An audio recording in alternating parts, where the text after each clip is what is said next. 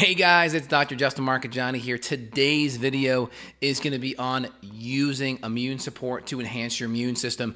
We did a long podcast today on this topic. We'll put the links down below where you can access that podcast if you want to dive in deeper on this topic. Also, let me know the things you're already doing that have worked for you to help enhance your immune system in the past. All right, so with the holiday season approaching, we have a lot more sugar consumption. We have a lot more holiday stress, a lot more obligations, a lot more last-minute shopping, consuming junk food, maybe staying up late, maybe consuming too much alcohol. A lot of these things are playing out, and what are you going to do about it? How are you going to enhance your immune system to keep your body strong and prevent potential infection? So one of the first things that I love to do is just making sure there's adequate levels of vitamin D. Take a look at your vitamin D levels on a blood test. You want about 50, I think it's Ng per DL or ML in there. 50 is about where you want it. If you want to go a little bit higher, you can always go 70 to 100 if you're a more compromised immune system, have a history of cancer or autoimmune conditions. 70 to 100 is great. And getting your vitamin D levels up is a good first, easy, kind of cheap, no-brainer step. Next is making sure you have adequate levels of zinc. Zinc's very important. It helps with virus replication, which is very important for your immune system. Next, things like N-acetylcysteine or glutathione really help modulate your T regulatory cells, which do help balance out your immune system. If you're also prone to having like coughs and a lot of excess mucus, the N-acetylcysteine can be very helpful for excess mucus as well. I would also say my favorite herbals or medicinal mushrooms are going to be reishi, which helps with virus replication. There's compounds in there called triterpenes, which decrease virus replication. So how a virus works is it has to get into your cell. This is your cell. Your virus has to bond to the receptor site and then get into the cell, and then it replicates. And that replication process, the immune system starts to over-respond, and then you start having a lot more issues because of the virus is getting greater in numbers. So things like reishi is going to help. The triterpenes in there will decrease virus replication. The zinc will help as well. Also, getting adequate levels of vitamin D will also help. And then also, we talked about reishi. And also, there's compounds in there that help support and strengthen the immune system. So a virus has to enter your body and then bind to a receptor site. What if your TH1 natural killer cells can attack that virus before it actually goes into the receptor site? That's a possibility. That's why enhancing the natural killer cells is very helpful. Like reishi, medicinal mushroom, very helpful. Cordyceps, shiitake, maitake, those are all different kinds of medicinal mushrooms. I like reishi the best. Very helpful at supporting your immune system. I'd also say very simple is avoiding high amounts of glucose or carbohydrate. Glucose and vitamin C look very similar. I think the chemical formula is like C6H12O6 for glucose. I think it's C6H10O6. Very similar molecular structure for vitamin C and glucose. So what happens is lots of carbohydrate, lots of glucose enters the bloodstream. It can bind to the same receptor sites as vitamin C, therefore decreasing your body's ability to utilize vitamin C to help your immune system. It's very possible that that is the case, and there's studies on that. So it's important that if you have any issues with your immune function, decrease your glucose. There's also studies looking at phagocyte index, which are like your immune cells that can gobble up bacteria and viruses. The more glucose and sugar you put in your bloodstream, it decreases the phagocyte index. So the little Pac-Men and Pac-Women in your bloodstream decrease, so you don't have the ability to gobble them up as much. That's very important. So you want to make sure you can gobble them up. So excess glucose, excess carbohydrates, more inflammatory grains, and alcohol are potentially going to cause a problem. So you really want to make sure that you are on top of that. Outside of that, we hit vitamin D, we hit vitamin C. We talked about diet, we talked about reishi, medicinal mushrooms. I would say one more thing would be astragalus is one of my favorites. Astragalus helps the immune system. It deactivates viruses. It supports the TH1 and TH2 immune response. Helps support the spleen where a lot of B cells are made. So it's very helpful there. Again, you have two parts of the immune system. You have your TH1, which is like the special forces part of your immune system, where you have like your Navy SEALs and your Delta team and your Army Rangers that go in first. That's going to be your natural killer cells or your helper cells. That's your TH1. And then you have the infantry that comes way behind, right? That's your TH2.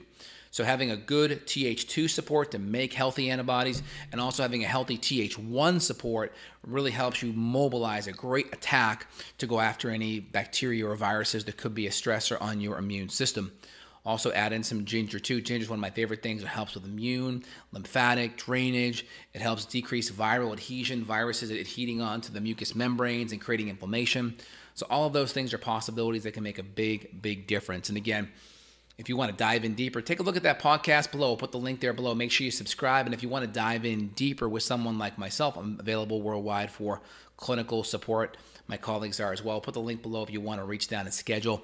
Make sure you subscribe as well. Let me know your experience. What have you done that's helped your immune system in the past due to some kind of an immune stress? Really curious, really want to know what you've done. All right, this is Dr. J here signing off. Hope you enjoyed today's video. We'll open it up for a couple of quick questions out of the gates here.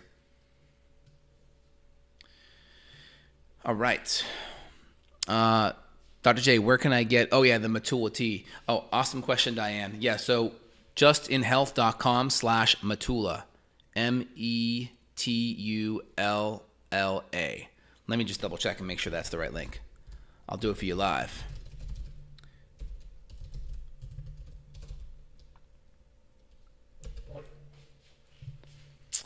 All right, so yeah, I think it's going to be 2 L's on that, Diane. Let me just double check one more time.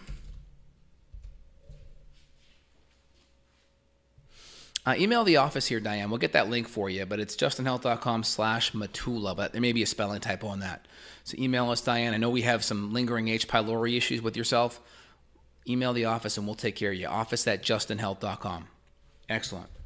All right, let me keep rolling here. What's next? What's next? Okay, good questions. About the nebulizer. Yeah, we talked about nebulizing glutathione in the podcast. Really good questions. So here's my nebulizer here. I actually got it all cleaned up in between podcasts here. So I have a nice little case for it all. Here's how it looks. So I have my battery pack right here. I have my saline solution. I keep this all separate. My face mask and my charger. And this just goes like so. Pops right in, just like that. And you can undo it like that. Pops right in. Put the mask right on here as a little adapter, like so. That goes on. And the mask goes on top of that. That's simple. Just like that. And there's the battery part. So some lingering moisture in there. That's how it pops out. Now it's empty. That's it. So I just pack it up separately like this, keep it in here, and that way there's no problems. Just put this back up. So that's how that works. And we use the nebulized glutathione for that, which is super helpful.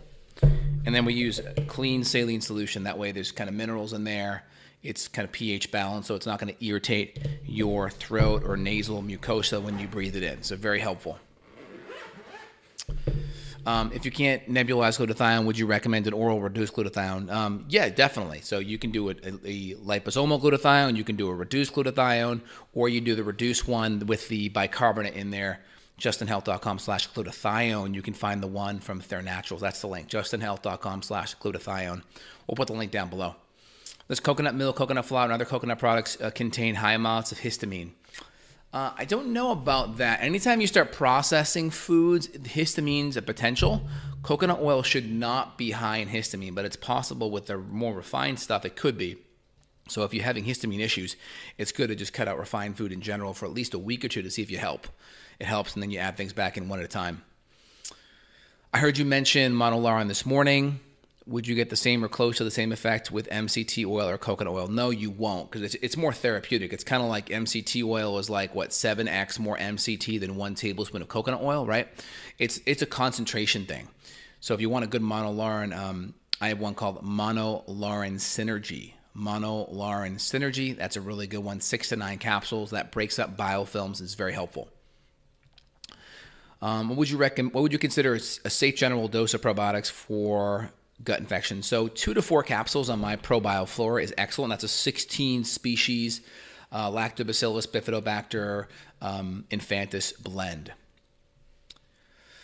Dr. J, does Dustin Health does diet planning? Do you have international shipping? Yes, we do. I mean, everything's a little bit up in the air with COVID. Some countries have different protocols now. So COVID's kind of messed a lot of this stuff up. So just kind of know what your country's kind of protocol is, and we ship everything through a professional shipping company, so it's all, done very well. I typically recommend right now probably avoiding USPS and going more like private, like UPS or FedEx right now to make it go faster.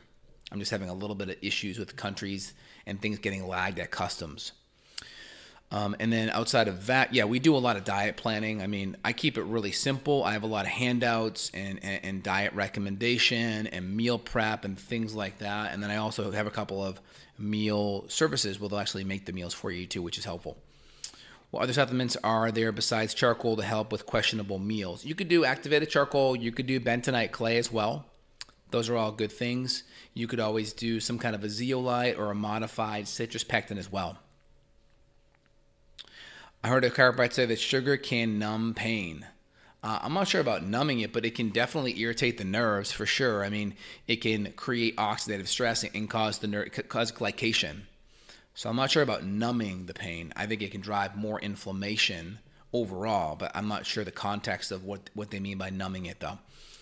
Do you suggest taking aspirin on a regular basis to get toxins out of your blood? I mean, there are other ways you can thin out your blood besides aspirin. Number one, if you were to do aspirin, try to do like a white willow bark, something more natural in a whole herbal form. When you concentrate these herbs and you take the, let's say the active constituents, a lot of times there's antioxidants within the whole herb. So it's better taking the whole herb than just the active aspirin, for instance. But you're better off using like ginger or nattokinase or lumbrokinase or serrapeptidase to thin your blood in the long run, okay? With the holidays here, if you eat something you shouldn't, should you take activated charcoal with the food or take it after? You can do it, after or with. Just try to do it within that hour or so before it enters your small intestine. But I just recommend I have a little pill thing I bring with me with some activated charcoal, some extra enzymes, some glutathione or NAC and vitamin C. So if I drink a little bit, if I know I'm going to drink, like over the weekend, I know I had a couple glasses of champagne. I just took a couple of grams of glutathione and vitamin C ahead of time. And then I took a little bit of activated charcoal during it and then felt great, no problem. The only issue is your buzz does not last that long when you go out and drink. So your buzz goes away pretty fast. So it's kind of nice because I only drink 1 or 2 drinks. So the time I'm finished with my meal, I feel totally fine. And, with my height to weight ratio, I could do 3 or 4. So I keep it under 2. That way I can be safe. And then the glutathione and the activated charcoal makes a huge difference. Have been feeling like I'm slowly losing function of my whole left side, always left arm numbness, taking Saruda for the heart. What kind of test should I test for to see what's going on? I mean, that's weird. Having a whole left body thing is weird. Anytime I see weird neurological things, I always go to like autoimmune. But I mean, just ruling out there's no like stroke issue or some kind of a head trauma issue, traumatic brain injury, things like that, then I would probably see a good functional neurologist, kind of chiropractor to assess things from a neurological side of the fence. But I would probably look at all the things that can affect autoimmunity, gut and hormones and nutrients and infections. A good history reveals a lot too. All right, guys, hope you enjoyed today's video here. If you did, click down below, subscribe. If you want to reach out to myself personally, I'm here for your support as well. Link below. You guys have a phenomenal day. Take care, y'all. Bye now.